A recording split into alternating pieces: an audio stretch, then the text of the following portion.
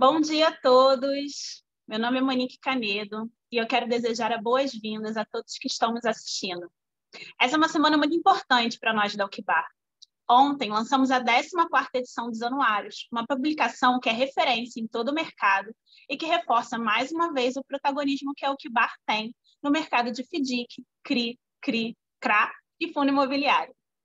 Resultados de toda a coleta de dados que realizamos, em conjunto com a nossa expertise no mercado, esse ano a publicação tem algumas novidades muito importantes. Há 14 anos atrás, o anuário era um livro impresso e que, em alguns anos, passou para o formato eletrônico, em PDF. E dessa forma foi até o último ano, quando seguimos toda a transformação pela qual o UKBAR tem passado, trazendo o anuário em formato HTML. De mãos dadas com essa novidade, nós temos ao todo 10 capítulos escritos pelos nossos patrocinadores Gold, que também estarão nos webinars de lançamento e que vêm para trazer ainda mais conteúdo de qualidade para a publicação. Além disso, são 93 rankings e diversos gráficos e infográficos espalhados pelo anuário. Outra novidade dessa edição é essa aqui, os webinars de lançamento, que até o ano passado eram eventos exclusivos aos nossos patrocinadores e convidados, e agora são abertos ao público, para que vocês possam participar da discussão dos resultados da publicação junto com a gente. Afinal, essa é a missão da UKBAR, contribuir para um mercado de capitais mais transparente, analítico e conectado. Além disso, esse ano, o Anuário UKBAR conta com 17 patrocinadores distribuídos pelos 4 mercados. Só no Anuário de FDIC são 12 instituições de referência. Fica aqui o nosso muito obrigada por essas empresas, pois elas são um componente importantíssimo nos anuários UKBAR. E, antes de apresentar os nossos convidados, um anúncio super importante. O UKBAR Day 2021 está confirmado. A segunda edição desse evento, que recepcionou 2.000 pessoas online em 2020, vai acontecer em setembro de 2021 e vai vir recheada de novidades. Acesse agora o QR Code que está no lado esquerdo da sua tela, deixe seu e-mail e seja avisado em primeira mão quando abrirem as inscrições. E, caso você queira patrocinar o UKBAR Day, acesse o QR Code do lado direito e receba as informações de patrocínio assim que nós tivermos tudo certinho, ok? E agora eu vou apresentar os nossos convidados de hoje. Para começar, Bruno Gomes, superintendente de supervisão de securitização da CVM. Bom dia, Bruno. Bom dia, Monique. Bom dia a todos. Deixa eu abrir o vídeo aqui agora. Em seguida, Daniel Doll, diretor de administração fiduciária da Singulare e autor do capítulo do anuário FDIC, Retrospectiva 2020 e o que esperar de 2021. Bom dia, Daniel. Bom dia a todos. Obrigado pelo convite. Depois, Eduardo Reiscovitch, sócio da área de mercado de capitais, fundos de investimento e securitização do Sescom Barrier Advogados e autor do capítulo Regulamentação e Legislação do Anuário FDIC e do Anuário Fundo Imobiliário. Bom dia, Eduardo. Bom dia a todos. É um prazer estar aqui com vocês. Júnior Santos, co-founder da ID Trust e autor do capítulo O Mercado de Crédito Brasileiro e o Agronegócio. Bom dia, Júnior. Bom dia a todos. Obrigado pela presença. Ricardo Minelli, sócio e diretor responsável pela gestão de produtos de crédito estruturado da Solis Investimento e autor do capítulo Por que os FDICs podem e devem ganhar protagonismo em 2021. Bom dia, Ricardo. Como vai, Monique? Bom dia a todo mundo. E por último, e não menos importante, os nossos moderadores. Vamos ter Alfredo Marrucho, coordenador editorial aqui da UKBAR, como moderador de perguntas. Bom dia, Alfredo. Bom dia, obrigado a todos pela presença. E Carlos Augusto Lopes, o Cal, CEO da UKBAR, como moderador do webinar. Bom dia, Cal. Bom dia, Monique. Bom dia a todos.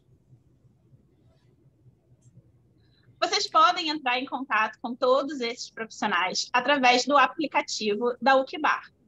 É só fazer o download gratuito através desse QR Code que está aparecendo na tela para vocês agora, tá? Não se esqueçam, o download é gratuito, então fiquem à vontade. E além de vocês entrarem em contato com esses profissionais, vocês também podem ler os artigos da UKBAR diretamente no celular. Bom, uma regrinha muito importante. Esse evento ele é aberto a perguntas. Para isso, basta vocês utilizarem a ferramenta Q&A, que fica aqui na parte inferior da tela de vocês. Utilizem essa ferramenta não só para fazerem as suas perguntas, mas também para dar o like nas perguntas que vocês acham que tem mais a ver com o que vocês querem saber. E aí, o Alfredo, que é o nosso moderador de perguntas, vai ser responsável por passar as perguntas para os nossos palestrantes. Lembrando que, devido ao tempo limitado do webinar, nem todas as perguntas vão poder ser respondidas, ok? Então é isso, vou passar a palavra agora para o Carlos. Um bom dia a todos. Obrigado, Monique. Bom dia a todos. Bem-vindos à série de webinars que comemora a 14ª edição dos nossos anuários. É um prazer recebê-los todos aqui. Como a Monique falou, 14 anos atrás, a gente tinha um relatório que tinha pouco mais de 20 páginas, era impresso, e a gente vendia isso para um grupo relativamente pequeno de participantes de mercado. Chamava-se Relatório de Securitização. O mercado de securitização estava começando e a gente estava já publicando o nosso primeiro relatório sobre o desenvolvimento do ano de 2003, 2004, alguma coisa assim. Bom, desde então, a gente, ao transformar esse relatório numa publicação gratuita, a gente alcançou algo que talvez a gente não imaginava quando fez essa transformação para uma publicação pública com modelo de negócio patrocinado, né? A gente cruzou fronteiras e hoje os anuários UKBAR, graças à sua qualidade e independência, são fontes de referência para instituições nacionais e internacionais. Eu poderia aqui citar o Banco Mundial, IFC, IOSCO, BIS, Financial Times, The Economist e vários centros de excelência acadêmica no Brasil e no exterior. A lista é grande e isso só foi possível graças a um grupo relativamente pequeno e seleto de instituições que acreditavam e acreditam na força, no poder da transformação através do conhecimento. Então, eu queria começar agradecendo a essas instituições, aos nossos patrocinadores, muitos deles com a gente há mais de uma década, por terem viabilizado esse modelo que é de sucesso e que a gente quer que continue, e como a gente vai querer falar, né, a gente quer que esse sucesso seja ainda maior em termos de alcance, né? Então, meu muito obrigado. O objetivo dessa transformação que a Monique acabou de anunciar é bem ambicioso. Na realidade, queremos ampliar, né, ainda mais o alcance, trazer esse conhecimento acessível a um público ainda maior e entender também, a partir de um hipertexto, a partir de um formato HTML, também entender aonde está exatamente o interesse dos nossos leitores. Isso esse novo formato dos nossos anuários é apenas uma das iniciativas da UKBAR, que reconhece que o mundo está cada vez mais digital, né, cada vez mais conectado. Então, eu já antecipo que vão vir mais mudanças por aí. A gente está trabalhando duro em trazer novidades para o mercado durante esse ano. A Monique já anunciou o UKBAR Day, mas tem mais coisa por aí, tá? Então, eu espero que muito em breve a gente possa também estar anunciando ainda mais novidades com relação a conteúdo, com relação ao conhecimento dos mercados cobertos pela UKBAR. Bom, vamos ao que interessa. Bruno, Eduardo, Júnior, Ricardo, Daniel, muito obrigado por ter aceito o nosso convite. A dinâmica do webinar vai ser mais ou menos o seguinte: eu vou apresentar muito rapidamente alguns números que estão no nosso anuário, vou utilizar o próprio anuário para colocar como pano de fundo aí o que a gente captou de informação, de dados, e depois eu começo esse nosso bate-papo passando a palavra para vocês e, se possível, provocando todos vocês aí, para que a gente tenha, como tudo que a gente faz aqui na UKBAR, uma discussão aberta, educativa, colaborativa e principalmente construtiva. Tá? Então, eu preciso que, Monique, você me dê a autorização para compartilhar minha tela, por favor.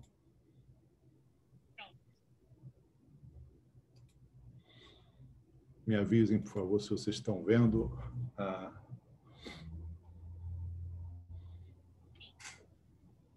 Está todo mundo vendo? Bom, gente, vou começar trazendo alguns números do mercado primário, né? Aí vocês conseguem ver 72 bilhões foi o montante emitido durante o ano, um número levemente inferior ao do ano passado, uma captação líquida de 17 bilhões.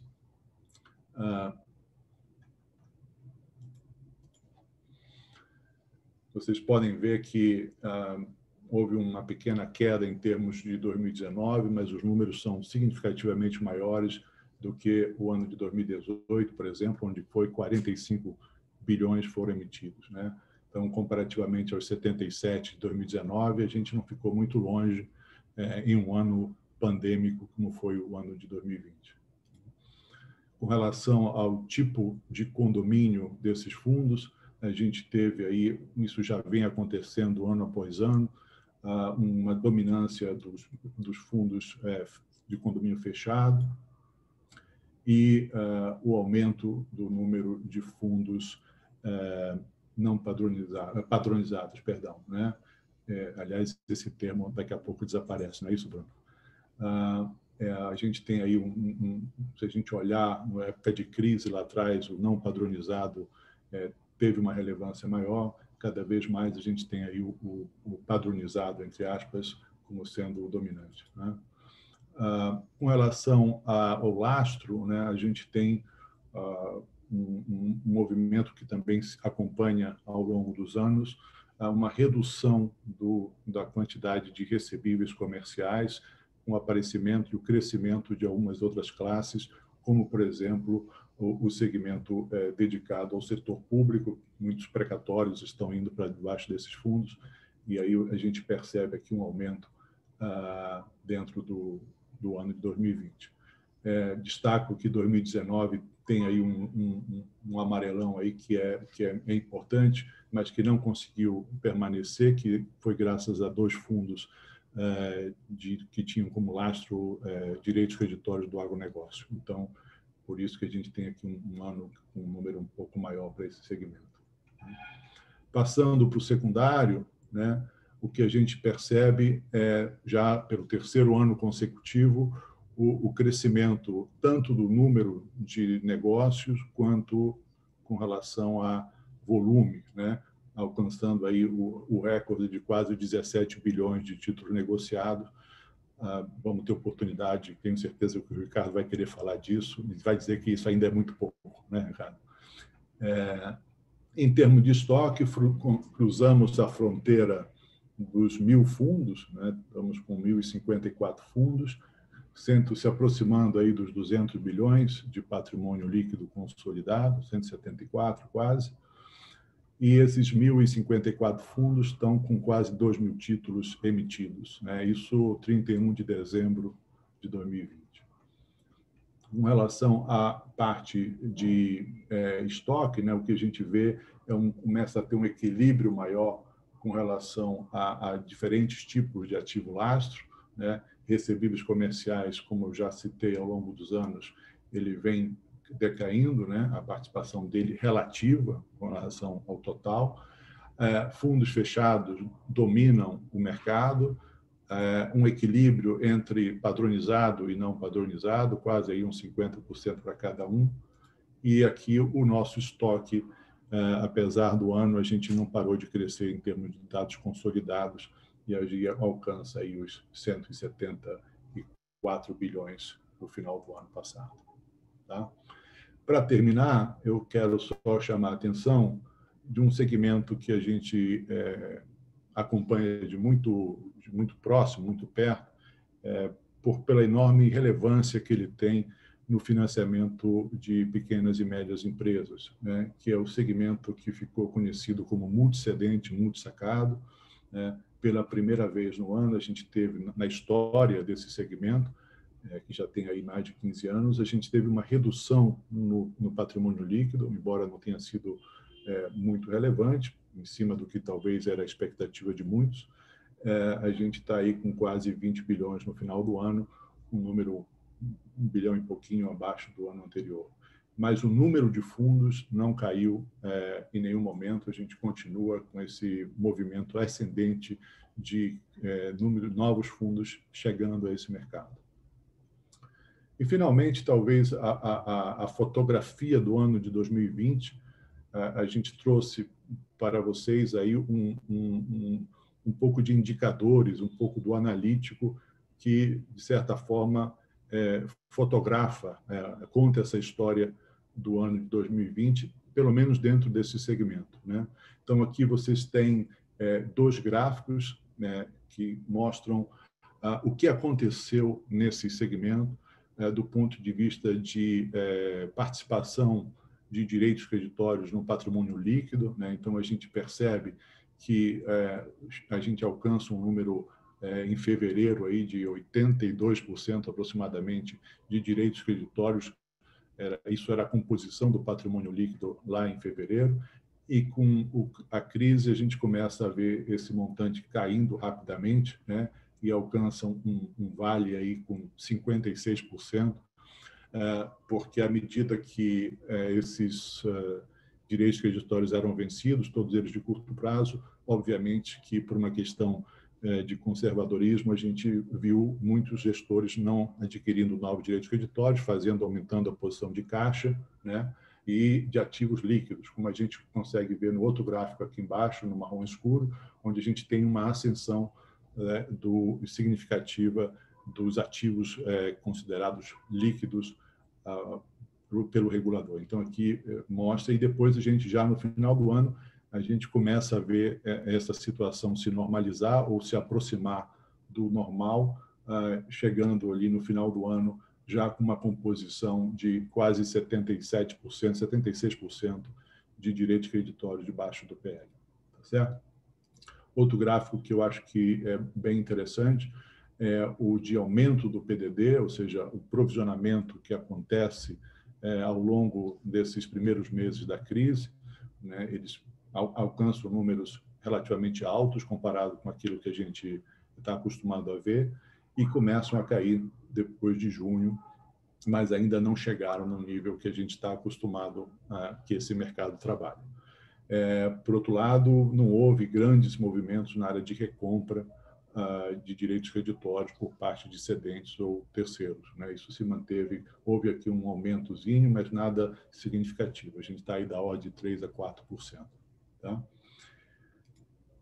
E, finalmente, outro movimento que é reflexo de tudo o que a gente acabou de falar é a queda da aquisição dos direitos creditórios e essa recuperação esse movimento começa a se inverter a partir do momento que a gente entende um pouco melhor o que é essa crise, como é que ela vai se comportar, e isso se reflete num contínuo crescimento dos direitos creditórios dentro desses fundos. Tá certo? Bom, gente, era isso que eu queria trazer.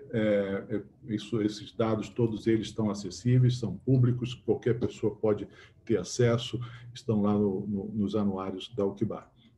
Eu queria, então, começar, agora que a gente deu uma olhada nesses números, vou pedir aí para vocês fazerem, para a gente aquecer os motores, começar talvez com o Ricardo, se você pudesse trazer para nós, Ricardo, o que você destacaria, se você tivesse uma coisa para falar, assim, o que você chamaria a nossa atenção de pontos relevantes, sejam eles positivos ou negativos, com relação ao ano de 2020. Vamos fazer uma primeira rodada aqui só de passado, recente, e depois a gente olha para frente e começa a falar de futuro próximo. Legal. Bom, primeiro de tudo, eu queria agradecer, parabenizar, na verdade, a UKBAR pelo anuário, né, pelo pioneirismo nessa defesa da securitização. Eu acompanho há bastante tempo, né, e assim como queria me congratular com os parceiros aqui do webinar. Meu primeiro FDIC é de 2005. Na época, a gente já conversava com o Eduardo, né? O Daniel já era um prestador de serviço importante. Como é que é? Já brigava com o Daniel? Ainda não. O Carl já era parceiro da Gazeta Mercantil, né? Aí a gente acaba entregando a idade, mas é uma turma que vem num trabalho de militância que é muito importante para um instrumento com tanta capacidade de entrega como o FDIC tem, né? Então, a hora que a gente pega o ano passado, para mim, ele é um cristalizador de uma percepção, e aqui eu queria falar muito sobre a ótica do investidor, né? Dos atributos que o FDIC tem condição de agregar ao investidor brasileiro, né? Uma ferramenta que tem uma capacidade para lidar com a perda de crédito decorrente da inadimplência, para mim, inigualável, né? Então, a gente teve, no ano passado, certamente o maior teste de estresse, né? E eu acho que é interessante você comentar os multicedentes, multissacados, que é uma categoria de uma classe de FDICs onde você tem ali gestores muito especializados, com muita capacidade de lidar com escolhas difíceis e que, durante o primeiro momento da crise, receberam os mais diversos diagnósticos dramáticos de que seria a classe de ativo que mais sofreria, e eles deram um show, né?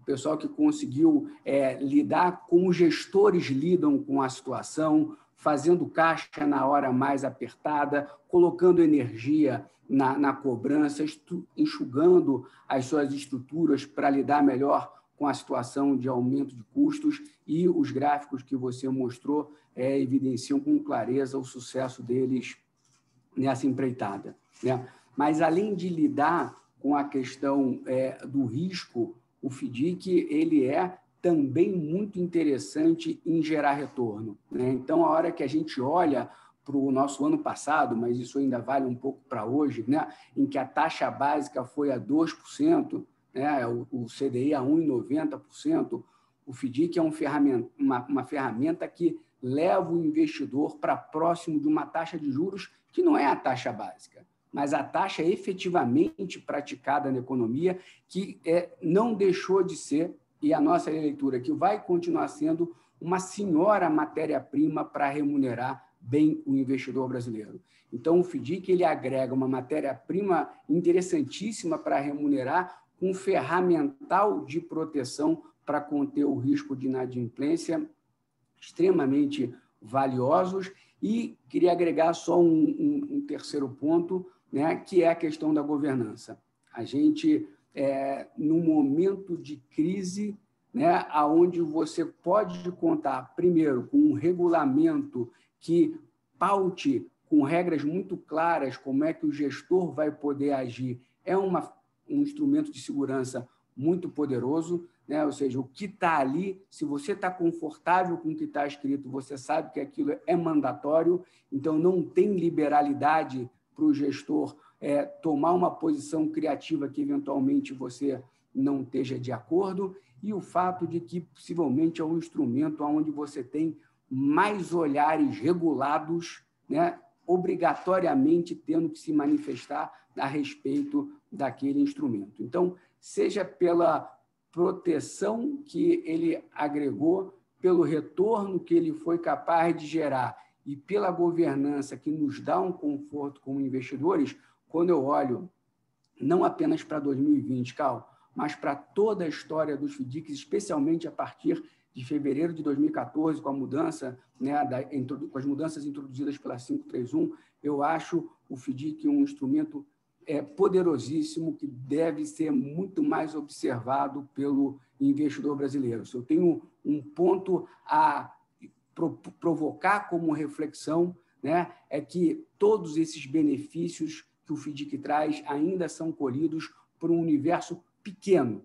Né? A hora que a gente vai de poupadores, a hora que a gente vai olhar sêniores e mezaninos, que são as cotas que chegam para o investidor final, elas ainda compõem uma parcela muito diminuta, né? Menos de 1% da indústria de fundos, perto de 1% das alternativas de renda fixa. Então, mais uma vez, para terminar a minha fala aqui, louvar o trabalho da Alquibari, de todos os que estão aqui engajados, porque no final do dia, o que eu acho que a gente pode ambicionar é levar esse instrumento para um número muito maior de investidores brasileiros. Legal, Ricardo. Daniel, você concorda aí com a leitura do Ricardo? O que se destacaria no ano passado? Não, sem dúvida. Acho que, assim, como todo ano, acho que começou bastante otimista, né? O ano passado era um ano para ser realmente um ano muito bom dentro da indústria. Acabou vindo março negro aí. Realmente, só dos fundos abertos, a gente tomou 2 bilhões de resgate aqui nos fundos abertos, nos FDICs abertos. Todos pagaram com tranquilidade, a gente não teve nenhum problema de pagamento dentro dos resgates de FDIC, o que mostra exatamente isso. Todo mundo recolheu o crédito de maneira muito rápida, intensificou a cobrança de maneira, assim, trocou a área comercial por área de cobrança, tá? Isso aconteceu claramente em diversos FDICs. O volume operado entre os meses de abril e maio sofreu uma queda de mais ou menos 40% aqui dentro do nosso universo de fundos, e a partir de junho daí começou uma recuperação. Então, efetivamente, a partir de junho a gente viu já os FDICs voltando a operar e culminou que, assim, o final do ano a gente teve um volume operado só 10% menor do que 2019. O que para um ano que foi um ano totalmente atípico, foi bem razoável essa queda de apenas 10%. Eu acho que a rotação das carteiras foi bastante importante, né, para setores que se beneficiavam, entre aspas, pela crise, então setores de alimentos, e-commerce, alguns setores realmente se beneficiaram e as carteiras foram rotacionando para esse tipo de setor. Então, houve uma mudança muito grande na característica das carteiras dos fundos, pelo menos por um prazo curto ali naquele onde tinha uma incerteza bem grande nos meses de abril, maio e junho, e a gente passou realmente bem. Muitas discussões em função das questões de prorrogação, das questões relacionadas ao comportamento das carteiras, mas realmente a área que mais trabalhou aqui foi a área de monitoramento de ativos, né? Então, não tinha quase ninguém aqui no escritório, mas tinha eu e a área de monitoramento de ativos aqui em abril e maio. A gente ficou realmente trabalhando mais do que os outros meses aí. Mas acho que, assim como toda a indústria, a gente passou de maneira bem satisfatória, com poucos eventos de avaliação, com poucos problemas. Acho que no primeiro stress test real da indústria, provocado por uma situação totalmente inesperada, que era uma pandemia, né? Então, realmente assim, saiu fortalecido, não só os multicedentes muito salgados saíram fortalecidos porque todo mundo esperava algo muito pior, né? Tanto os investidores e quem conversava se mostravam muito preocupados com aquele momento e com a quantidade de resgates que a gente teve naquele março e começo de abril. Mas acho que rodou bem, acho que a indústria se comportou de maneira perfeita ao longo da crise, e agora a gente vê que nessa segunda onda de Covid já não é mais igual o que aconteceu lá atrás, né? Os fundos continuam operando, já o volume, o caixa já não é tão grande mais como estava lá, então acho que apesar do mercado inspirar mais cuidados, acho que também todo mundo aprendeu a operar nesse ambiente, nesse cenário de pandemia, né? Acho que todo mundo aprendeu rápido a operar nesse cenário de pandemia. Então, acho que concorda com o Ricardo, passamos assim, com grande ilesos por 2020, então assim, estamos indo para 2021 de maneira bem cautelosa, porém com bastante otimista com o mercado. Ouvindo você e o Ricardo falarem, me vem à mente aquele samba do Assis Valente que fala que disseram para ele que o mundo ia acabar e não acabou, né? Então, eu acho que os Cavaleiros do Apocalipse vão ter que rever aí um pouco os seus conceitos, porque não só não acabou, como mostrou uma grande resiliência nesse mercado. Edu, o que você destacaria aí dentro do marco regulatório, jurídico-regulatório? O que chamaria? O que chamou a tua atenção em 2020? Legal, Cal. Primeiro, te parabenizar aí pelo evento. É um prazer compartilhar com essa turma aqui esse espaço que vocês criam aqui para a gente conversar.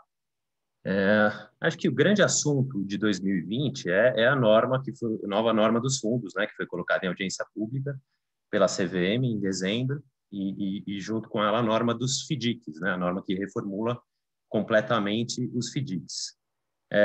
A norma ela busca refletir na regulamentação dos FDICs muitos dos conceitos da Lei de Liberdade Econômica que foi promulgada um ano antes, né? E aí eu destaquei aqui, Cal, alguns pontos da norma que eu achei bastante interessantes. Eu acho que, de uma forma geral, quando adotada, essa nova norma ela vai realmente conseguir impulsionar muito essa indústria e modificar a indústria de uma forma assim bastante relevante, né? Agora, vou tocar esses pontos que eu acho que eles são de interesse geral aqui, né? E o primeiro deles que me chamou a atenção foi uma redistribuição do protagonismo, né, entre administrador e gestor de fundos, né, que passam a ser chamados aí de prestadores de serviço essencial. Na verdade, o que a CVM está propondo, e aí o Bruno pode nos confirmar, mas um balanceamento de forças e, na verdade, um maior protagonismo dos gestores no ambiente do fundo, né, do FDIC. Então, o gestor passa a ser responsável, primeiro, pela checagem do lastro, que era do custodiante, depois, pela verificação dos critérios de elegibilidade, que também era do custodiante, mas que, se a gente for pensar, faz bastante sentido que seja o gestor a checar isso. Depois, o gestor passa a ser responsável pela contratação do agente de cobrança e do consultor especializado, que também faz todo sentido que esteja no âmbito aí da atuação do gestor, né? E não só isso, como a nova norma, ela deixa claro que o gestor vai ser um responsável solidário pela atuação do consultor especializado. Então, dá para a gente notar aí um aumento significativo do papel do gestor dentro dos fundos, né? E uma consequente diminuição do papel do administrador e do custodiante, né? Acho que esse é um ponto central que chama bastante atenção na nova norma. Depois veio a questão da tão esperada possibilidade de distribuição de FDICs para varejo. E aqui, de novo, eu acho que a CVM acertou muito, né? Ela impôs algumas restrições, mas, de uma forma geral, permitiu o acesso do varejo a esse tipo de ativo. E aí, como principais pontos, eu acho que a CVM acertou também, ela só permitiu cotas sêniores, não podem ser FDICs que invistam em créditos a performar, a cota tem que ser sujeita a rating, E aí um ponto que a gente já andou discutindo aqui em outra ocasião, que é a questão da retenção substancial de risco, né? Então, o cedente ou terceiro, quando cede para um FDIC que vai a varejo, ele tem que reter o risco, e aí com base na norma contábil, né? Um ponto que eu fiquei com dúvida na norma, e que talvez o Bruno possa elucidar, e o caso de um FDIC unicota? Será que o FDIC unicota pode ser distribuído para o varejo? A norma fala expressamente em cota sênior, imagino que não, mas é algo que acho que merece uma confirmação. Depois desse tema, a gente tem a questão da eliminação dos FDICs NPs, e a CVM passou a adotar aí o FDIC como uma classe só, e passou os direitos creditórios como direitos creditórios não padronizados e direitos creditórios comuns. E aí a gente tem o rol todo da 444, que passa a ser considerado um direito creditório não padronizado. Achei também uma mudança inteligente e muito ligada com outra mudança da norma, que é a possibilidade de criação de patrimônios segregados dentro do fundo para classes específicas de cotas, né? Então, imagino que essa eliminação do FDIC-NP esteja ligada com essa reorganização do FDIC, de forma que eu possa emitir uma classe específica de cotas que vai investir em direitos creditórios não padronizados, mas o FDIC é um FDIC só, ele não é mais um FDIC não padronizado ou comum, né? Então, uma classe vai comprar direitos não padronizados, a outra classe vai comprar direitos comuns, e com isso a gente consegue balancear mais o fundo. Por exemplo, eu posso ter um mesmo fundo que vai emitir uma classe para comprar precatórios estaduais e outra classe que vai comprar duplicatas, né? E aí eu não preciso colocar esses dois tipos de ativos no mesmo fundo e chamar ele inteiro de não padronizado. Eu vou ter classes específicas para cada tipo de ativo. Achei essa uma reorganização bastante interessante da CVM. Dois pontos que eu acho interessante destacar aqui são, primeiro, o tratamento dado para a CVM às empresas em RJ, né? Quando uma empresa em RJ cede direitos ao fundo, esses direitos creditórios, eles continuam sendo tratados como os direitos creditórios comuns, eles não vão ser considerados como não padronizados, desde que eles respeitem regras que já constavam de entendimentos anteriores da CVM. Então, primeiro, não pode contar com cobrigação do cedente que está em RJ. Segundo, ele tem que ser um FDIC, um direito creditório performado. E terceiro, o plano de recuperação tem que estar homologado. E aí, com relação aos três requisitos, eu me debato um pouco com a questão do cedente em RJ não poder dar coobrigação. Quer dizer, o fabricante de tampinhas para a Ambev que esteja em RJ, ele pode ceder um crédito contra a Ambev para o FDIC e esse crédito vai ser considerado um crédito comum. Agora, se ele dá uma coobrigação nesse mesmo crédito, aí o FDIC é considerado, o crédito é considerado como um crédito NP. Eu não consigo entender muito bem esse conceito, para mim ele não faz muito sentido, mas enfim, é algo para ser discutido. E um outro ponto ainda com relação a esses direitos NPs é a questão da possibilidade de você caracterizar o precatório federal como um crédito normal e não um crédito NP, desde que cumpridos alguns requisitos. Primeiro, ele não pode estar sujeito à impugnação, depois ele tem que já ter sido expedido, né, no momento da cessão, e ele pode representar até 20% de uma classe. Aqui eu também acho que a CVM ela acabou descuidando de um ponto específico, que é a questão do cedente do precatório, né?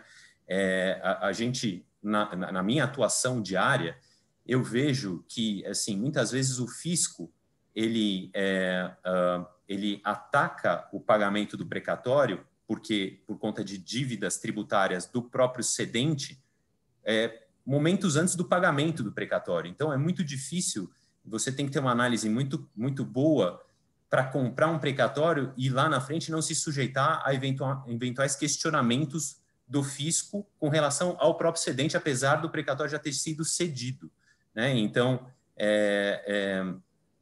não basta olhar para o ativo em si, é importante olhar para o cedente. Eu acho que esses são os principais pontos. Cal, não sei como eu estou de tempo aqui, mas eu vou te pedir... Tem tanto assunto que eu não quero A gente vai ter a oportunidade de falar bastante sobre o edital. Eu queria só terminar, fazer a roda rodar, para a gente ouvir as outras pessoas, porque a gente vai trazer, sem dúvida nenhuma, a audiência é tema importante e significativo aqui do nosso debate. Mas eu queria trazer para a conversa, ninguém falou aqui até agora, e eu acho que, olhando de longe, analisando o mercado, eu acho que um dos grandes avanços que a gente viu acontecer durante o ano, que na realidade não foi somente esse ano, né, mas é todo o investimento que foi feito em tecnologia, né, e a gente tem a oportunidade de ter um homem de tecnologia aqui para falar sobre o que ele destaca, né, do ano de 2020 com relação à tecnologia. Então, Júnior, se você puder, de uma forma ainda sintética, contar para a gente assim, o que para você chamou a atenção em 2020. Obrigado, Paulo. Obrigado a todos. Oportunidade, sempre um prazer estar aqui com vocês. Trazendo um pouquinho da ótica de tecnologia, eu acho que assim, dentro do ecossistema, eu sou mais novo daqui, dos participantes, né?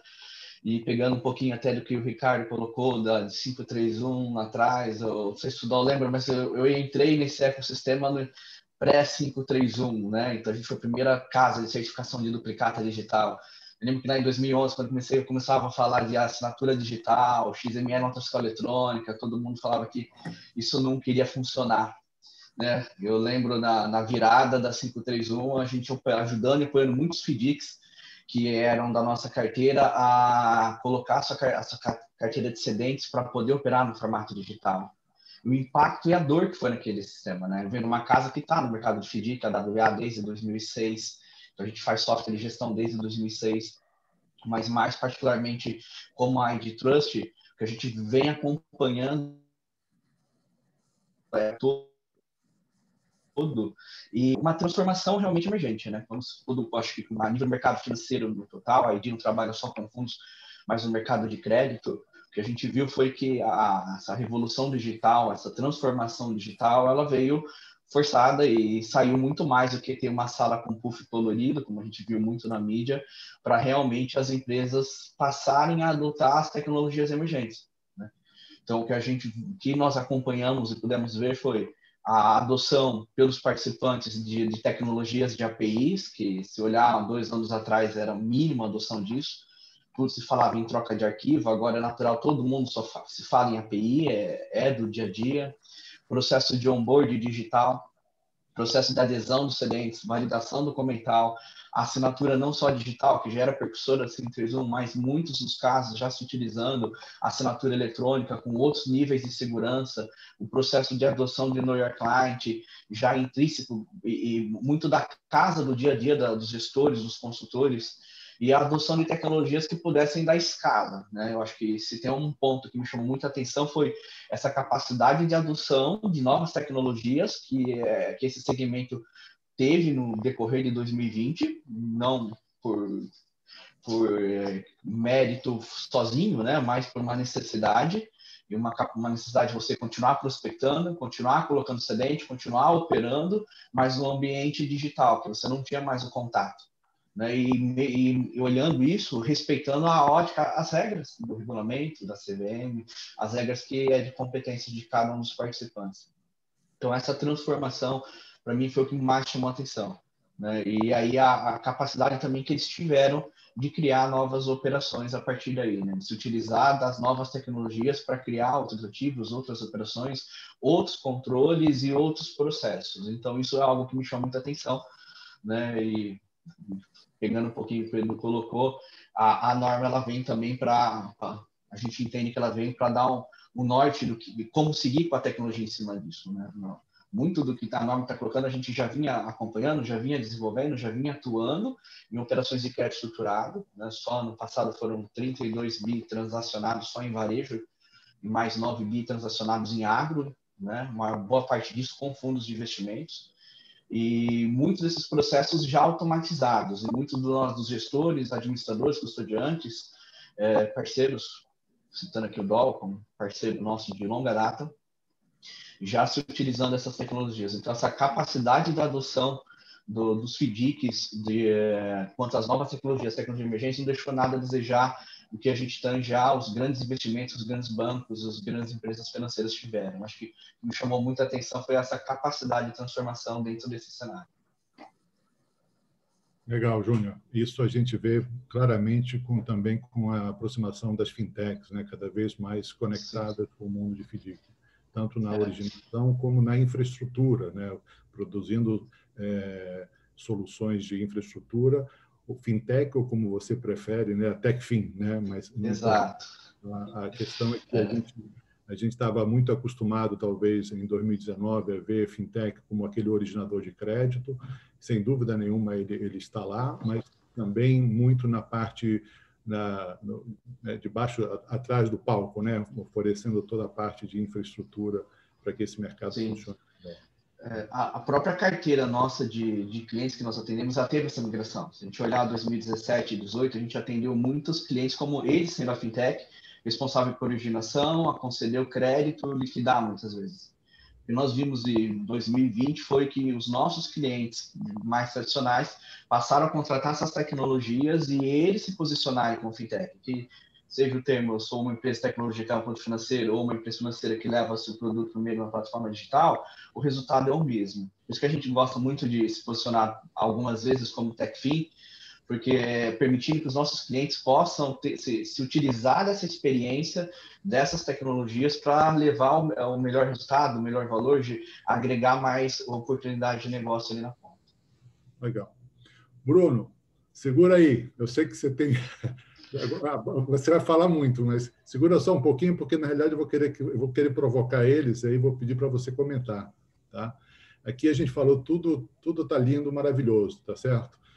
Mas a gente tem agora esse edital, temos a audiência, então eu vou pedir para o Ricardo, para o Daniel, para o Eduardo, o Júnior também, se quiser comentar, né?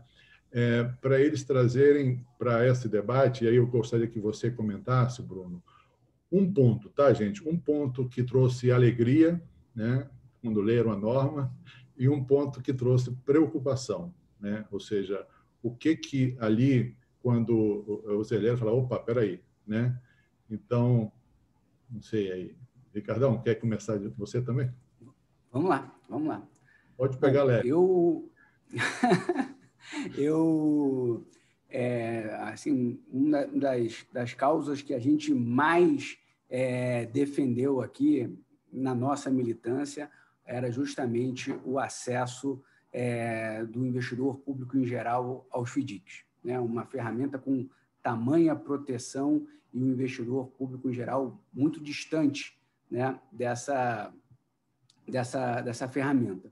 Então, a hora que a norma prevê, né, a possibilidade do público em geral adquirir cota de FDIC, para a gente foi uma satisfação, e eu concordo bastante com o Eduardo no que diz respeito de que o encaminhamento dado para a CVM, né, as premissas que foram escolhidas para que o investidor, pessoa física, possa acessar, o público em geral, varejo, possa acessar o FDIC, estão muito boas, assim, vão permitir acesso a um grande conjunto de oportunidades e com muita potencialidade de boas relações risco-retorno.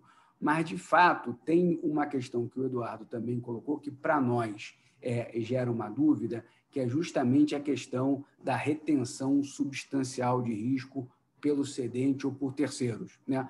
Porque quando a gente vai olhar lá as informações no Banco Central, o COSIF, exatamente o que é essa definição, eu confesso que não está tão claro para mim, principalmente quem são os terceiros. E a gente vê determinados FDICs muito bem montados, com níveis de proteção extremamente adequados, que atendem à pretensão da CVM de proporcionar proteção ao investidor, mas você não tem o cedente nem sendo coobrigado, nem sendo o subordinado, né? Então, a minha pergunta aqui é se o consultor especializado, de um lado, ou mesmo o gestor de outro, se eles forem o cotistas subordinados, né, isso atenderia à percepção da CVM de retenção substancial de risco, entendendo que você vai ter um nível de subordinação maior do que a perda esperada, né? Esse é o meu ponto positivo, com dúvida, e o meu ponto de preocupação, com dúvida, é aquela questão da obrigatoriedade do gestor de validar toda a questão da adimplência, da situação fiscal do cedente do crédito, quando você está falando numa carteira, na verdade, do sacado, né? É do devedor. Quando você está falando de uma carteira extremamente pulverizada, aquilo ali, na minha percepção, atrapalharia substancialmente a originação, e aí acho que a gente não tem que pensar só no investidor, mas também no objetivo social do fundo, que é levar crédito para pequenas e médias empresas, né? Então, me pareceu aquela ali como uma pré-condição, não apenas a atribuição do gestor, mas a pré-condição para o crédito ser elegível, eu achei um ponto a ser refletido. Então, esses são o meu ponto positivo e a minha preocupação. Obrigado, Ricardo. Bruno, uma palavra, por favor. Bom, vamos lá. Obrigado, Cal, pelo convite. Acho que é sempre uma excelente oportunidade, né, da gente ter de interação com o mercado, de ouvir o mercado também. E eu acho que eu não vou falar muito, não, porque o que interessa mais aqui é o debate aqui, enfim, é o mercado, né, comentar e discutir. O Edu já colocou muito bem aí todo o racional, né, por trás dessa audiência pública que a gente está trazendo do FDIC. Então, realmente é o motivador lá, né? O pilar, primeiro, é equilibrar as funções dos participantes, né, levando mais peso para o gestor, que dentro dos fundos estruturados ali é quem tem um papel mais central, né, na estruturação do produto. Então, por isso também a gente atribuiu o papel de estruturador para o gestor, poder subcontratar participantes, aliado a esse reequilíbrio de prestadores de serviços. A gente viu a entrada de um prestador de serviço, que é a entidade registradora de direitos creditórios, né, criada recentemente, né, posso falar que é recente, dada a história do crédito. É uma entidade que tem um foco, né, no crédito digital e escritural, que é o mundo do crédito que se voltou para esse lado. Então, quando a última alteração normativa foi feita lá atrás, esse mundo do crédito digital e escritural não existia ainda, era muito pautado em crédito físico, e essa transformação ela foi muito grande nos últimos anos, onde esse participante tem esse papel central ali, e a gente vê ele como um participante, né, regulado pelo Banco Central, homologado, supervisionado pelo Banco Central, que traz uma eficiência maior no controle do lastro. E por isso a gente achou adequado inserir também esse participante. E aí, nessa esteira, né, como consequência de uma maior percepção nossa sobre uma maior eficiência no controle do lastro, dado todo esse mundo tecnológico, a gente também entendeu que seria adequado trazer flexibilizações para as questões relacionadas a conflitos de interesse. Então, a gente diferenciou o público-alvo, né? O investidor profissional ele pode ter um nível de flexibilização maior para operar. Então, ele pode até receber recursos direto na conta de livre movimentação do cedente. Enfim, ele pode adquirir direitos creditórios de partes relacionadas. O qualificado tem uma semi-flexibilização nesse sentido. Ele vai poder também adquirir direitos creditórios de partes relacionadas, desde que os prestadores de serviço sejam independentes entre si, né? E a gente abriu a possibilidade do varejo, ou seja, com a modificação da resolução do Conselho Monetário lá em 2018, salvo engano, 17 ou 18, que deixou a CVM, né, permitiu que a CVM flexibilize essa regra. A gente achou adequado também trazer aqui o investidor de varejo, mantendo aquela vedação do conflito de interesses para o varejo, e trazendo aqui a possibilidade do varejo entrar na cota sênior. Aí já respondendo, né, aí, objetivamente a pergunta do Ricardo, essa cota o varejo tem que entrar na cota sênior, então ele não pode entrar em classe única e nem subordinada, porque a gente deixou claro que, olha, tem que ser sênior e tem que ter uma retenção substancial de riscos. O que isso significa? É uma sênior que efetivamente seja sênior, né? Se a gente coloca simplesmente que ele tem que ser sênior e não pode ser subordinado, você pode ter uma subordinação ali de 0,01%, que não representa o risco daquela carteira, e a regra está atendida. Então, por isso que a gente complementou e escreveu, falou, olha, tem que haver uma retenção substancial de riscos por parte do cedente ou terceiros. E aí, Ricardo, realmente o terceiros ali pode ser o gestor, o consultor, tá? É um ou outro, ou os dois. Você não precisa ter o cedente na figura do subordinado, desde que aquela retenção de riscos, e que é substancial, ela não é total, não precisa ser total, né, mas ela precisa ser substancial, desde que essa retenção de riscos ela esteja com algum outro participante, né, que não o investidor de varejo ali na cota sênior.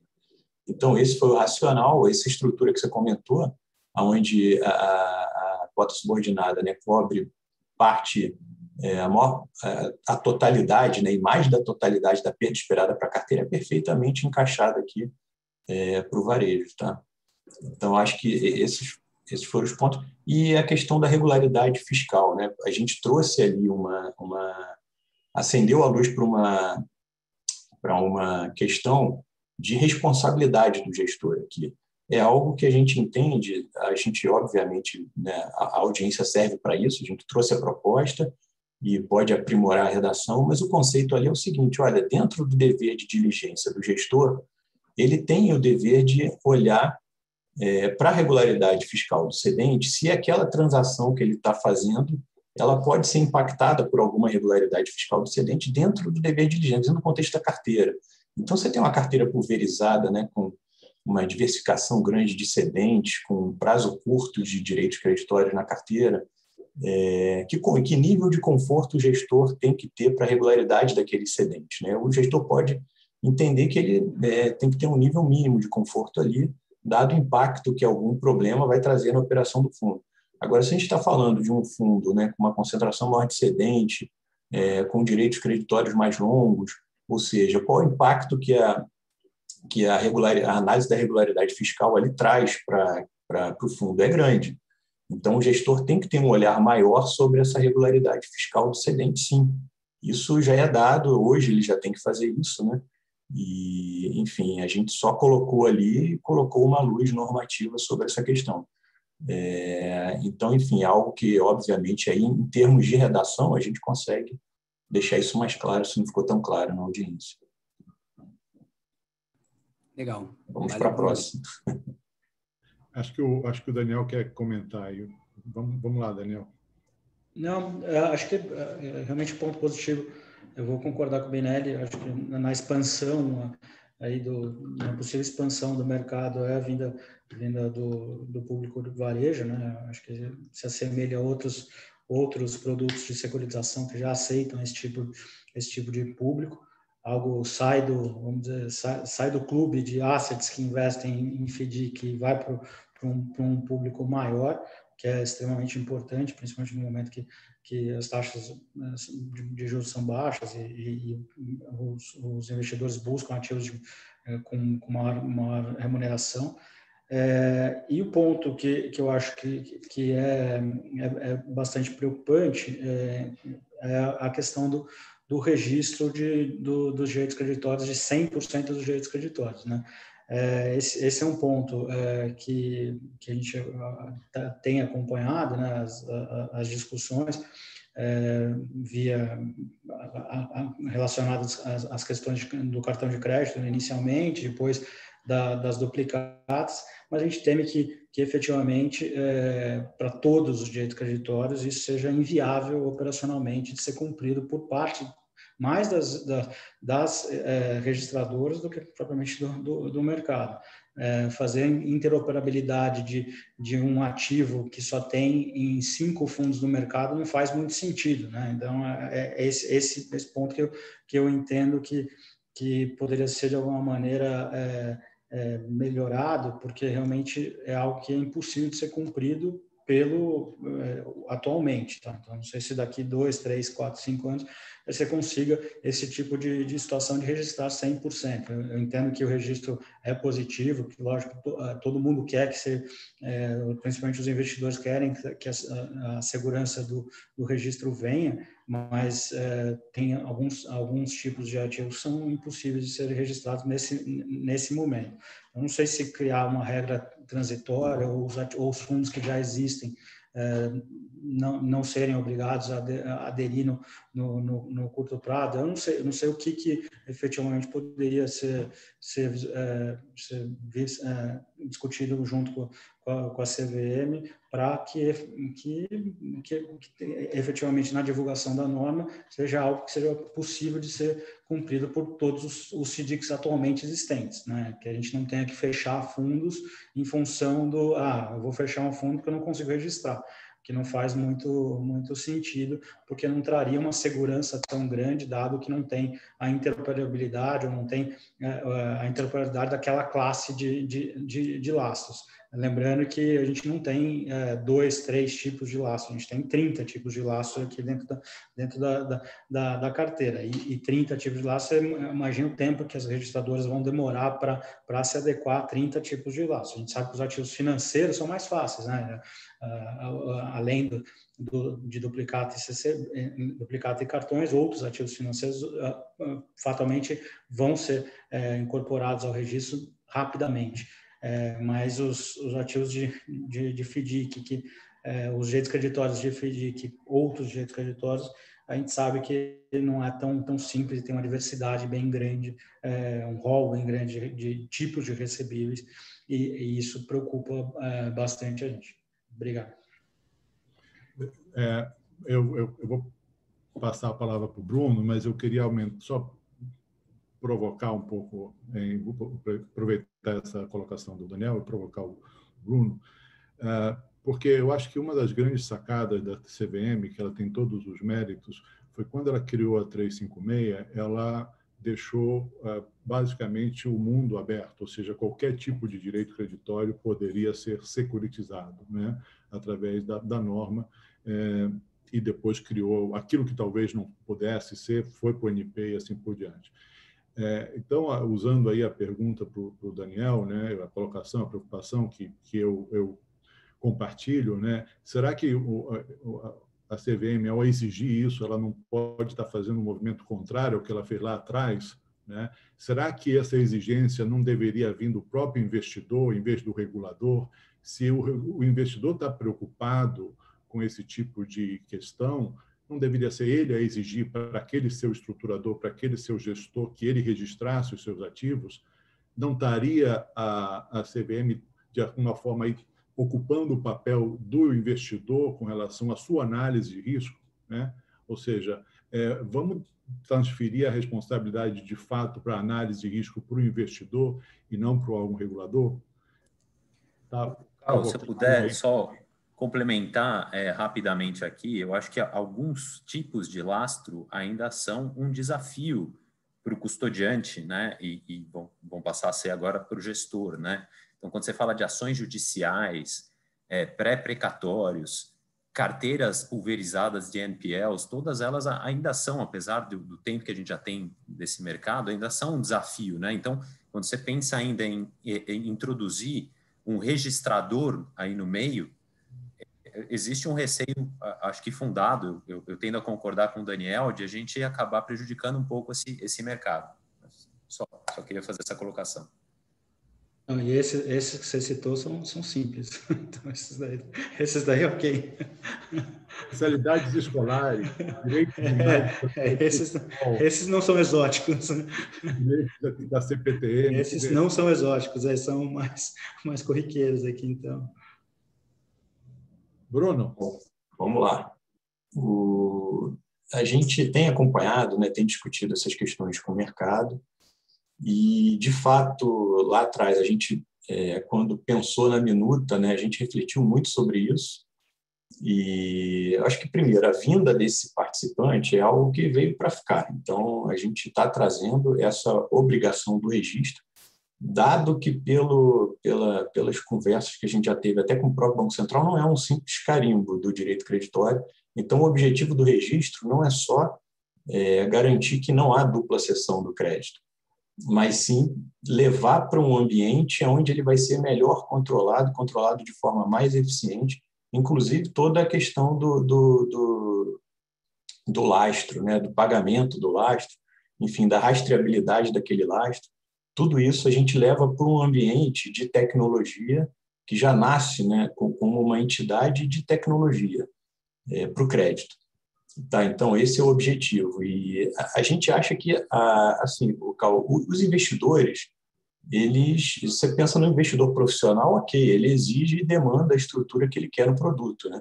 Mas isso não é a realidade do investidor qualificado, muito menos do investidor de varejo. Então, esse participante, a entidade registradora, ela entra no circuito meio que tirando um pouco das responsabilidades do custodiante.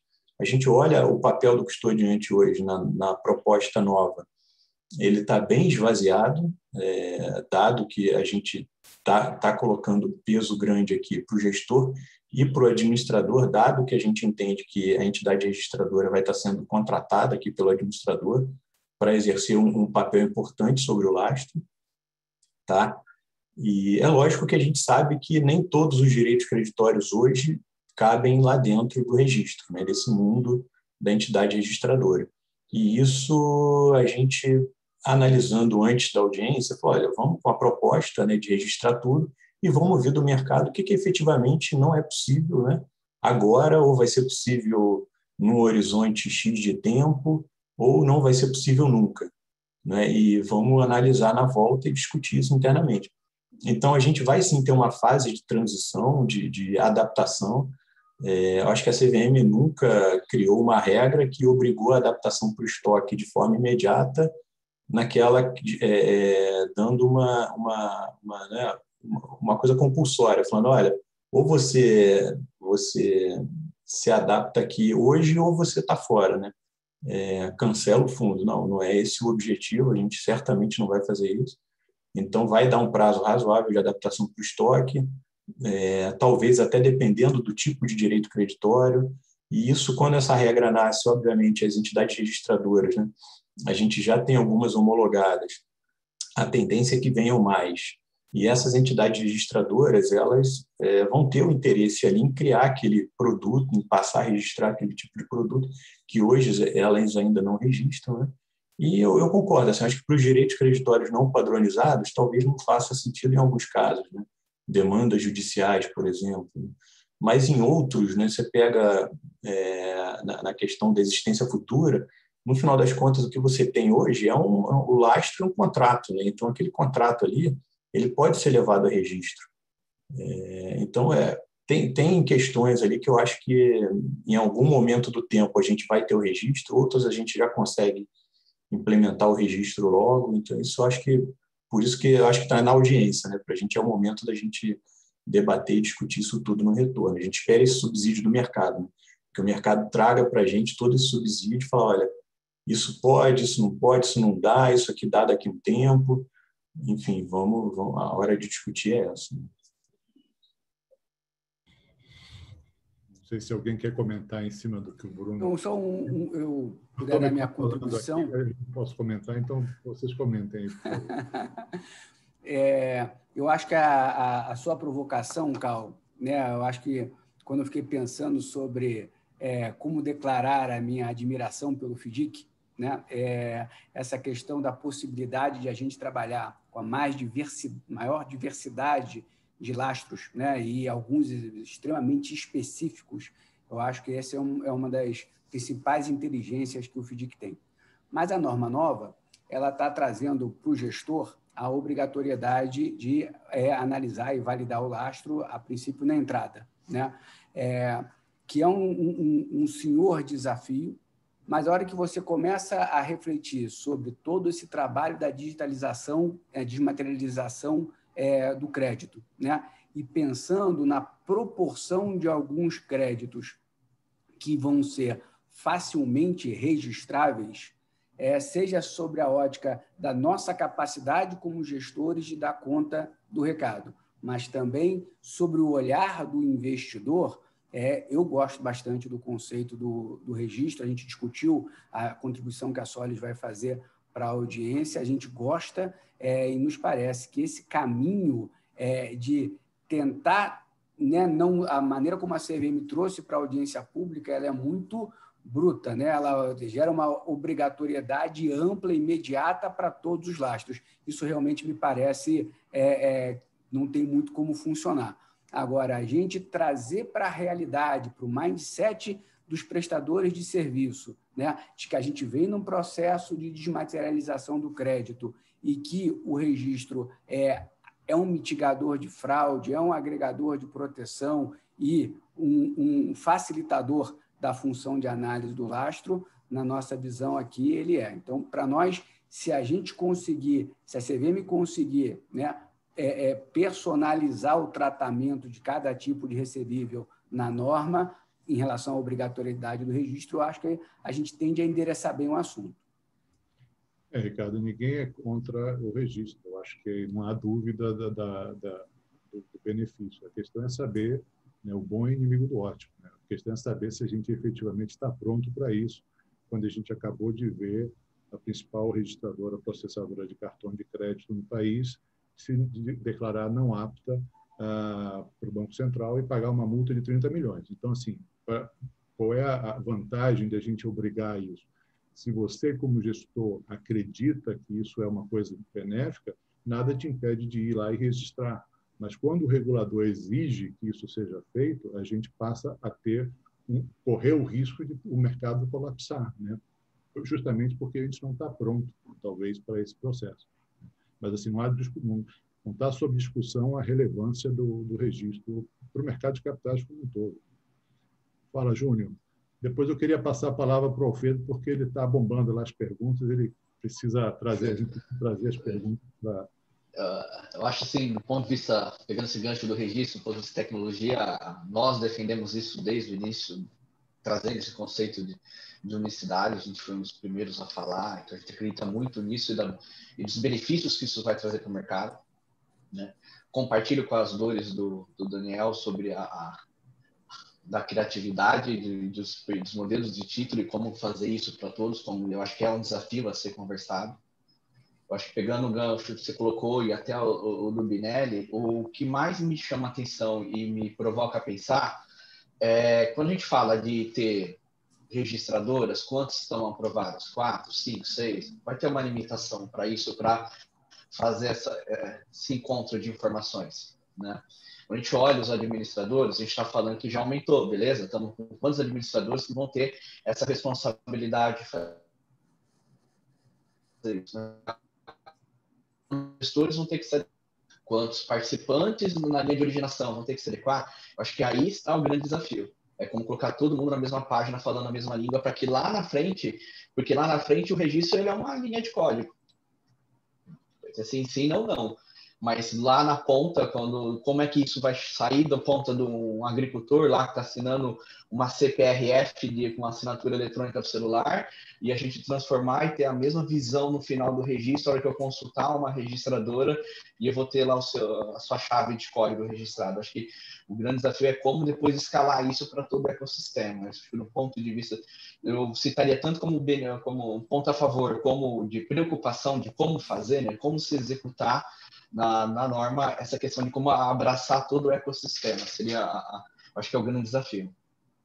Isso aí, Júnior, é exatamente esse ponto, né? Na parte de cartões, você está muito centralizado, né? Você tem poucos emissores. Na parte de duplicata, não esqueça que quem vai precisar procurar a registradora vão ser as empresas. Então, são quantas milhões de empresas? São 10 milhões, 20 milhões? Na parte de CPR, quantos agricultores? Então, assim, aí que mora o problema, acho que sem dúvida nenhuma, né? Não com certeza a questão, a registradora é positiva e favorável para o desenvolvimento do mercado, não tem dúvida nenhuma. A questão é em quanto tempo as 10, 20 milhões de empresas vão conseguir se organizar para estar dentro desse mercado, né? Duplicata, você tem o prazo lá do Banco Central de 720 dias. Mas outros mercados, como que vai ser regulado pelo Banco Central? Não vai? Esse tipo de situação que me preocupa bastante, mesmo a gente tendo participação em registradora aqui. Só para... O Cal, O Edu está com a mão levantada. Tá. Comentário, e depois... Desculpa, Eduardo. Vou passar a palavra para o Alfredo. Não, eu só queria colocar na linha do que o Cal levantou, né, de levantar um ponto positivo e um ponto negativo da norma. eu não queria deixar passar, são duas flexibilizações que a CVM está fazendo. Uma é com relação ao conflito de interesses, né? A possibilidade do cedente, do gestor, do consultor especializado, do administrador cederem, originarem direitos creditórios para o fundo. Acho que essa é uma mudança muito relevante e ela vem de um histórico ali por volta de 2010, quando a CVM identificou algumas fraudes no mercado, adotou a instrução 531, proibiu completamente esse tipo de operação. E isso, no cenário atual, e aí pegando um pouco do gancho do Júnior e do Daniel, no cenário atual, com toda essa tecnologia, as fintechs e tudo mais, isso vinha atrapalhando muito a estruturação de FDICs, né? Então, eu já tive até discussões por e-mail e presenciais com o Bruno sobre esse ponto específico, e eu acho que o mercado tem bastante interesse nisso, né, de permitir que o consultor ou o originador ceda direitos de crédito para o fundo e ainda assim, né, continue atuando, prestando serviços para o fundo. Então, a gente tem diversas situações em que a fintech é correspondente bancário e gostaria também de figurar como consultor do fundo para extrair uma remuneração do fundo, né? E a CVM está abrindo essa possibilidade na norma, então eu vejo isso como um ponto muito positivo. Aliás, toda essa flexibilização em função do investidor profissional, então o investidor profissional pode basicamente tudo, você pode ter um fundo que não tenha mais a conta vinculada, então o próprio cedente receba na sua conta e transfira para o fundo. Eu achei que essa flexibilização da conta vinculada para classes voltadas para investidor profissional é extremamente positivo e vai ajudar muito na estruturação de fundos e de operações. A flexibilização que eu vejo com uma certa preocupação, essa segunda flexibilização, diz respeito aos encargos do fundo. Eu acho que pouca gente notou que a CVM está permitindo, antes a gente tinha um rol taxativo de despesas do fundo, que eram os encargos do fundo. E agora a CVM colocou que, além daqueles encargos, você vai poder ter como encargo do fundo tudo aquilo que o administrador entender que seja próprio do fundo. E isso acaba sendo bastante genérico e eu tenho uma certa preocupação de como o investidor vai enxergar essa flexibilidade, porque existia muita tranquilidade com relação a despesas do fundo, né, e que o fundo não seria prejudicado por despesas indevidas, né? Então, só queria colocar esses dois pontos que eu acho que são relevantes aqui. Bruno, você quer comentar ou eu posso passar a palavra para o... Só um comentário, coisa rápida. Sobre os encargos, Eduardo, realmente a ideia foi flexibilizar mesmo, dado que a gente sempre enxerga ali que nos produtos de securitização, aquele rol mínimo de encargos, ele taxativo, né, que a norma trazia, ele não se mostrava eficiente. Então, a proposta é deixar para o administrador e para o gestor, que é o estruturador do produto, resolver e endereçar no regulamento do fundo, tá? Obviamente, tem que estar bem claro e definido no regulamento do fundo, qualquer alteração disso vai ter que passar por Assembleia. Um último ponto, Cal, aqui, só para, no gancho até que o Júnior comentou, eu me lembrei lá da adaptação a 531, né? Quando a gente lá atrás obrigou que os direitos creditórios eles não poderiam mais ficar sobre a posse do cedente, mas sim teriam que ir para a posse do custodiante. Eu lembro que o mercado reclamou bastante, não ia conseguir, não ia dar, e se adaptou, né? A tecnologia resolveu isso. Eu acho que aqui a gente está num momento muito parecido, assim, em que a tecnologia vai ajudar, vai resolver, o mercado vai se adaptar, a gente entende que tem um prazo de adaptação, a gente não quer matar o mercado, diminuir possibilidades de direitos creditórios do FDIC, pelo contrário, o objetivo é desenvolver mesmo o mercado, aqui, como o Ricardo comentou. Então, é só esse comentáriozinho aqui final. Ótimo, Bruno. Eu só queria fazer um comentário com relação à questão dos custos. O problema não é a flexibilização, eu acho ótimo isso. O problema é a falta de transparência, né? A partir do momento que o investidor sabe do que está efetivamente sendo gasto, não é problema. Eu acho que sempre a questão é a questão da transparência, de como essa informação chega até o investidor.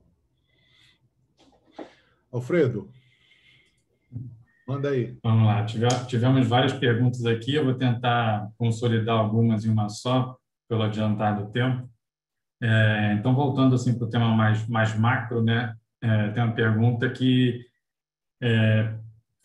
questiona, né, se no segmento de multicedente, multisacado, a redução, né, de 2019 para 2020 da ordem de 6%, né, do patrimônio líquido, se isso realmente é um motivo de preocupação para o mercado como um todo, e se, num cenário pós-pandemia, o volume de operações de crédito tende a diminuir ou a continuar baixo, enfim, qual é a avaliação de vocês sobre esse tema? Quem quer arriscar aí? Vai lá, Ricardo. Vou dar uma contribuição. Primeiro, a impressão que eu tenho, acho que o Daniel pode corroborar, é que os FDICs, durante o ano passado, né, com todo aquele movimento que foi feito de direcionar a energia da originação para a cobrança, conforme as séries foram sendo amortizadas, ainda não era ambiente para se emitir séries novas, né? Então, o patrimônio foi sendo devolvido para o investidor nas séries amortizadas, a boa parte dos FDICs fizeram muito caixa, e esse caixa foi sendo deslocado para as operações, e muito no final do ano é que a gente começou a ver alguns FDICs retomarem iniciativas de captação, né? Mas a minha percepção é que é só um retrato da diligência com que os gestores e os consultores especializados trataram esse momento da pandemia. Eu acho que uma coisa muito interessante, quando a gente olha o segmento dos multicedentes e multissacados e compara, por exemplo, com o risco de mercado, é que o gestor do multicedente e multissacado, ele não é um cara disposto a correr risco, ele não quer procurar oportunidade, né? Você pega o fundo de ações, a bolsa caiu muito, o cara vai procurar o que está mais barato. No multicedente e multissacado, o cenário deteriorou, ele não vai tentar emprestar mais caro, ele vai tentar se proteger ao máximo da inadimplência, né?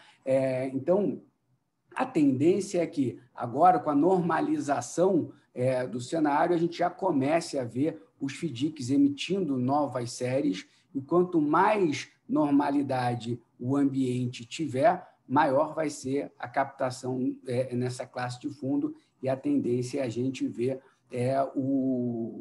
os patrimônios aumentarem. Acho que o grande desafio passa a ser o ambiente econômico, né? Se a economia caminhar e você tiver originação de recebíveis, me parece natural a retomada do patrimônio. Eu não acho que é um fator de preocupação. Não, é isso que eu comentei ali na fala inicial, que assim, no nosso volume operado, o nosso dos fundos administrados aqui, tinha caído 10% em relação ao ano passado. Então, em linha, um pouquinho, quase em linha com a indústria, né? Acho que também contribuiu ao longo do ano. A gente teve a queda muito forte, depois a retomada foi gradual, né? Foi a partir de junho, né? Então, a retomada o caixa, o pessoal começando a gastar caixa a partir de junho. Então, teve esse excesso de caixa ao longo do ano. Teve também a questão de CDI+, e percentual de CDI que aconteceu ao longo do ano, que freou um pouco as captações, né? Então, o pessoal estava acostumado em pagar 130, 140 de CDI, daí vem uma taxa de CDI mais 4, mais 5, e ao mesmo tempo, não tanta demanda de alocação de capital. Então, eu acho que isso contribuiu para que o pessoal segurasse um pouquinho ali ao longo do ano novas ofertas, como o Binelli falou. Mas o que a gente vem vendo, acho que nesse começo de ano, assim, as operações voltaram, acho que o mercado tá, mas a taxa voltou a subir um pouco, acho que aquele movimento de guerra de taxas tem começado a diminuir um pouco, as taxas têm ganhado uma racionalidade maior, pelo menos começando esse movimento de racionalidade, que é importante, né, que o risco não caiu tanto assim para que justifique as quedas tão baixas, as taxas tão baixas. Então, a gente vê, acho que agora, esse ano, a gente acha que vai ter um crescimento mais expressivo aí dessa noite. A gente tem algumas operações acontecendo e alguns fundos captando, sim, e com demanda, né? Acho que isso que é o que mais importa. Eu, assim, não esquecendo que se o BNDES executa o seu plano, nós estamos falando aí de 4 bilhões ou um pouco menos que isso entrando só nesse segmento de multicedente e multissecado. Então, isso naturalmente, somente esse movimento já deveria, talvez vai ser um movimento de ascensão, de rampa, né? Mas ele já deve trazer um forte crescimento para esse segmento. Alfredo? Não, eu entendi que, enfim, todo mundo espera que o volume, né, volte ao patamar pré-crise, mas aí eu vou fazer um link aqui com uma outra pergunta. Vocês acham que, de alguma forma, né, na verdade, o volume pode voltar ao patamar anterior, mas o perfil dessas operações mude em relação ao que a gente tinha anteriormente? A gente percebe, né, que o perfil de consumo das pessoas físicas mudou, e talvez vocês tenham visto essa mudança também, né, nesse perfil de direito creditório que os fundos compram. E aí a pergunta específica, né, do Davi é, em um cenário, do Márcio, que a gente acha, né, do crescimento das fintechs de crédito como originadoras para a FDIC. Então, aqui do lado da Alquibar, a gente vê que cada vez mais a gente percebe, né, as fintechs, né, se usando do FDIC, né, para operacionalizar o seu crédito e tudo mais, mas queria saber se vocês acham que isso é definitivo, vamos dizer assim, e se esse é, de fato, o novo padrão da indústria, né? Com maior presença de fintechs.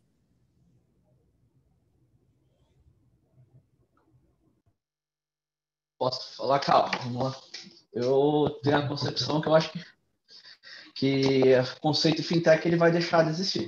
Ele vai ser o originador que usa essas tecnologias, como qualquer FDIC e qualquer outro possa se adaptar. Então, aquele conceito de ser exclusivamente uma empresa de tecnologia levando a oferta de produto, isso a gente viveu realmente por um período ali de 2016 para 2018, foi natural, até quando a gente estava absorvendo o que estava sendo originado nos mercados de Londres e Israel, dentro desse conceito de fintech, de originação de títulos. Mas agora a concepção da própria oferta das casas que entregam tecnologia é que qualquer empresa pode contratar essa mesma experiência para o seu cliente. Então, entendo que vai surgir N modalidades de originadores que vão se utilizar dessa tecnologia, mas não necessariamente a fintech, mas que vão surgir outras fontes de originação e vão se utilizar essas tecnologias exponenciais, essas tecnologias emergentes para gerar oportunidades de negócio. Na minha concepção, isso é algo que realmente assim veio para ficar e ele vai ficar cada vez mais criativo. Vai surgir cada vez mais modalidades de originações baseadas nessas tecnologias,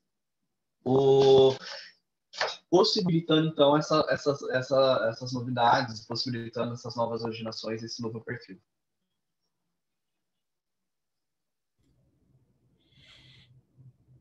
Alguém quer acrescentar alguma coisa a mais?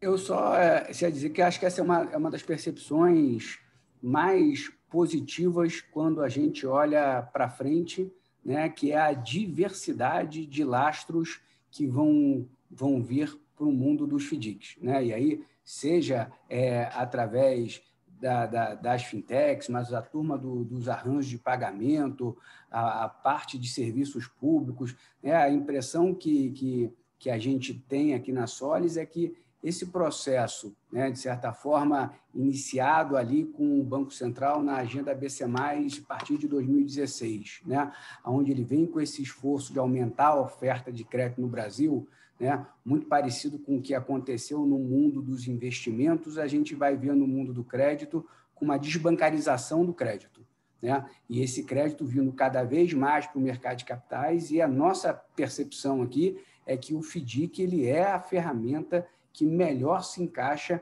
nesse processo, seja porque lida muito bem com o crédito pulverizado, seja porque você tem todo um ferramental de proteção aonde você consegue levar o crédito na ponta sem correr o risco obrigatório da originadora, né? E você tem toda a governança que, por exemplo, uma debenture talvez não tivesse para você financiar uma startup, né? Então, assim, para nós é um dos pontos mais interessantes quando a gente olha para frente pensando nos FDICs é justamente a pluralidade de lastros que a gente vai passar a ter e com isso a gente vai conseguir, inclusive, acessar níveis de retorno que outras classes de recebíveis talvez não consigam originar. Então, a gente está muito entusiasmado. Falando em diversidade de crédito, né, de lastro, tem uma outra pergunta aqui a respeito de precatório, né? Então, como tornar o processo de compra de precatórios mais rápido e eficaz, para que conseguimos trabalhar e pagar a compra de precatórios pequenos com velocidade? Pergunta do Bruno.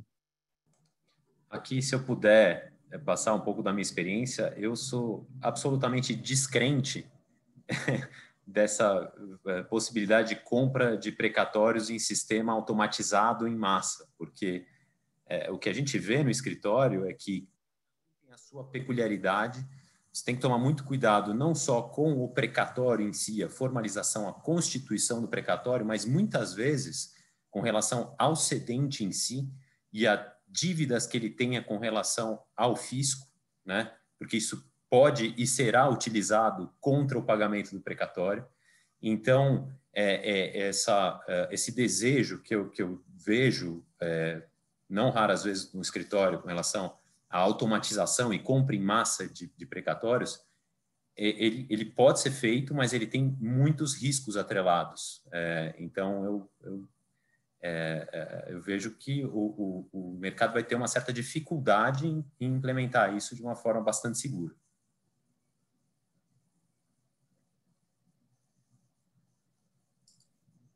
Não sei se alguém tem mais algum ponto. Não, eu não sei se alguém quer. Se tiver tempo para mais uma pergunta. Mais uma e a gente encerra. Como o Matheus pergunta, como vocês avaliam o fato da nova norma não especificar a criação de fundos exclusivos com finalidade de melhoria de gestão patrimonial?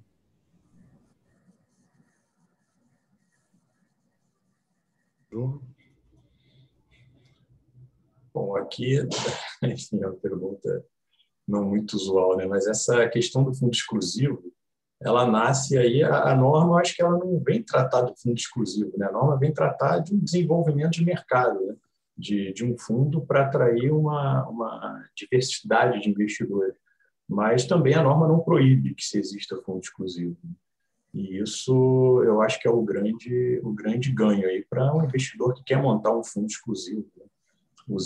Só que aí usa o arcabouço regulatório de uma norma que é feita para fundo de forma geral, né? Para um fundo que precisa ter informação pública, né? A publicidade total das suas informações. Então, o investidor que quer montar o seu fundo exclusivo, ele vai ter que levar isso em conta, né? Ele vai ter a gestão patrimonial dele dentro de um fundo exclusivo, seja por qual motivo for, mas por trás disso ele vai ter todo um ônus de subcontratação de participantes, né? Todo um reforço ali, como se aquele fundo fosse um fundo de mercado. E acho que essa é a lógica que a CVM olha, né? A CVM não olha não regula e não olha para um produto exclusivo. Se eu puder só complementar essa parte do Bruno, eu noto assim, essa previsão de fundo exclusivo ela já existe na norma da CVM já há algum tempo e notei que ela consta da norma em audiência.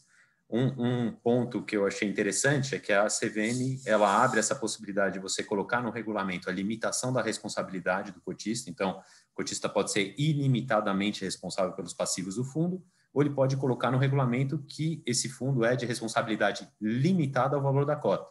E quando ela trata de fundo exclusivo, ela fala, esse fundo vai ter responsabilidade ilimitada. Então, o cotista de fundo exclusivo vai responder pelos passivos e patrimônio negativo do fundo. Eu achei uma forma interessante de lidar com o assunto. Exatamente, isso está na regra geral lá, você tem razão. Na regra geral, a gente endereça essa questão, mas com relação à responsabilidade do investidor, que a lei, né, previu que ela pode ser uma responsabilidade limitada ao valor investido, mas para fundo exclusivo a gente deu um tratamento específico aí. Bom, gente, ainda temos muita gente conectada, agora estamos com 284 pessoas conectadas aqui com a gente, mas infelizmente o papo está ótimo, gostaria de fazer muitas outras provocações, mas infelizmente o horário, já passamos um pouquinho do tempo, então eu vou querer agradecer a todos vocês pelo debate, pela conversa, eu espero que tenha sido construtiva e espero que a gente tenha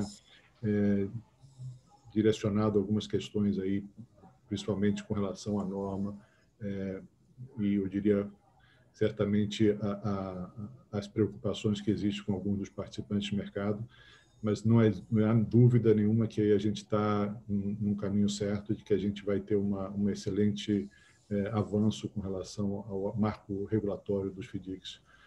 Espero que muito em breve.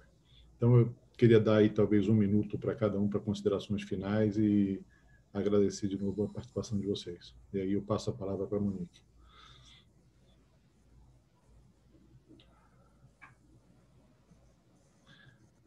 Vamos na ordem do início? Vamos, vai lá, Ricardo. Vamos lá. Bom, estava dando uma recuperada aqui na 356, né? E ela é de 17 de dezembro de 2001. Então, esse ano a gente vai fazer 20 anos da criação dos FDICs, né?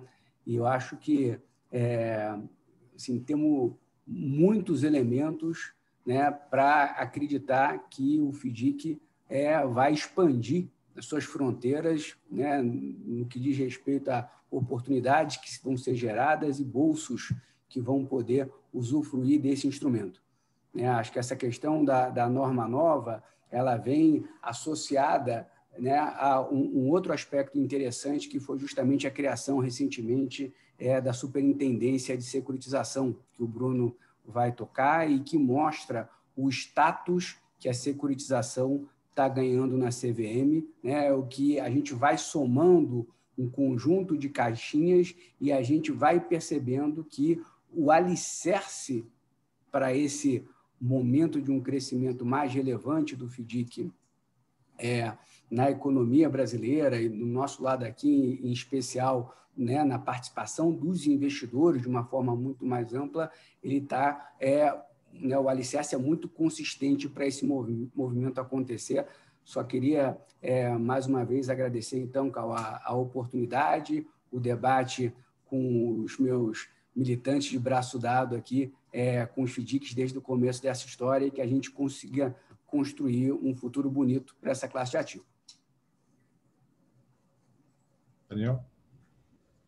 Não, mais agradecer mais uma vez estar com todos vocês aí.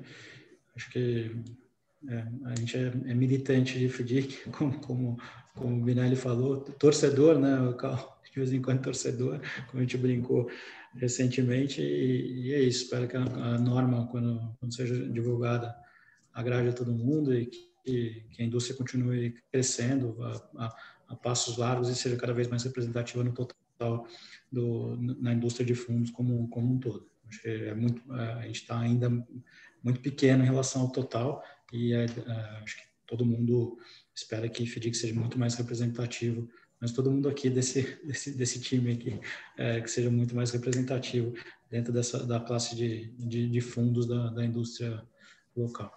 Obrigado aí a todos e obrigado mais uma vez, cara. Edu? Eu queria primeiro parabenizar o Bruno e a CVM pela iniciativa de adotar essa norma. Eu acho que ela ficou muito bem formulada, eu acho que ela vai trazer muitos aprimoramentos e ferramentas para o mercado trabalhar. Eu estou particularmente ansioso e curioso de ver como o mercado vai se organizar com essa questão dos patrimônios separados, né, para cada classe. Então, eu posso ter o mesmo fundo com classe de cota aberta, fechada, para investidor profissional, para investidor de varejo, para direito creditório NP, para direito duplicata. Então, eu acho que isso vai provocar uma certa revolução na indústria. E acho que a CVM vai ter uma participação assim relevante nesse aumento esperado futuro. Então, queria parabenizar o Bruno e a CVM, parabenizar aí os participantes e, por fim, a Alcbar. Sempre um prazer estar aqui com vocês. Obrigado, Edu. Vai, Júnior. Você está no mudo. Está no mudo. Desculpa, como pandemia a gente acaba esquecendo, faz parte, né? Alguém tinha que esquecer o microfone. Queria agradecer a todos os participantes, aos painelistas, esse fórum especial aí ao Alcbar. Reforço o que o Edu colocou, parabéns à CVM, eu acho que é um sinal importante do avanço e também em comunhão com o que está acontecendo a nível do Banco Central, de olhar as próprias tendências do mercado e procurar atender. e que existe realmente ainda uma oportunidade, é um desejo de todos aqui, que o mercado de securitização cresça cada vez mais e possa levar a cada vez ofertas mais aderentes, mais criativas aí, e que possa realmente impactar o dia a dia de quem tem a necessidade lá na ponta de tomar o crédito para poder fazer girar a economia no dia a dia, né? Acho que esse é um ponto importante. Obrigado a todos. Bruno, você fecha as considerações finais aí. Vamos lá, quanta honra. Bom, queria agradecer, parabéns de novo aí ao Kibar, ao Cal, né, a todos aqui pelo rico debate, né, bem super interessante. E eu acho que só comentar, quer dizer, o objetivo dessa proposta que tem a audiência pública, né, não só dos FDICs, mas da regra geral de fundos como um todo, como o Eduardo até lembrou bem, né, a questão dos fundos exclusivos que estão lá, ela é uma regra que se aplica, a regra geral também se aplica aos FDICs. O objetivo é o desenvolvimento do mercado, um desenvolvimento sustentável do mercado, então a gente está sempre equilibrando nesse desenvolvimento com a proteção do investidor e com a regra de FDIC que a gente acha que vai trazer mais eficiência, redução de custos e mais desenvolvimento para o mercado, com uma maior proteção do investidor, dado que a gente está liberando aqui, né, permitindo algumas flexibilizações do outro lado. E aí, nesse contexto, que foi até recentemente criada a Superintendência de Supervisão de Securitização, para dar um olhar mais específico para a supervisão desse tipo de produto, né? Não só pensando nessa nova regra de FDIC que vem aí, que vai ampliar esse mercado, como também a regra nova de securitizadoras, né? E outras iniciativas que a gente tem feito na parte de securitização. Acho que é isso. Obrigado a todos. Gente, muito obrigado. Queria agradecer mais uma vez a participação de todos vocês. Quero agradecer também a minha equipe, que não somente a Alfredo e Monique, que estão aqui comigo na linha de frente, mas toda a equipe que está por detrás desse trabalho que começa no ano anterior, na realidade. A gente começa a produzir os anuários já no final do ano, no caso 2020, e tem muito trabalho em equipe. E esse parabéns vai para todos os ucubarianos que estão nos assistindo e aqueles que não puderam assistir. Muito obrigado a todo mundo. Agradeço aos participantes que colocaram questões. Lamento que a gente não tenha conseguido responder a todas, mas a gente realmente tem uma limitação de tempo. E convido a todos, temos ainda mais 3 webinars, né? Amanhã, na quarta-feira na quarta, quinta e sexta. Vamos cobrir CRI, CRA e fundo imobiliário, e a gente espera que as conversas que a gente vai conseguir ter nesses webinários, elas sejam tão ricas e construtivas como que a gente teve aqui hoje. Então, é isso, muito obrigado, e eu passo a palavra para a Monique aí para os finalmente. Bom, então, finalmente agradecer a todos que assistiram ao webinar. A gente bateu aí um pico de 380 pessoas online assistindo. Como o Carlos falou, lembrar que a gente tem aí a semana de webinars para comemorar o lançamento da publicação. A gente já colocou aqui no chat o link dos anuários, o link para a inscrição dos próximos webinars e também para vocês já se inscreverem para o Kibar Day, que vai acontecer em setembro, tá bom? E é isso, gente. Muito obrigada. Obrigada aos nossos palestrantes. Obrigada a todos que nos assistiram e um bom almoço, um bom resto de dia. Tchau, tchau. Até logo.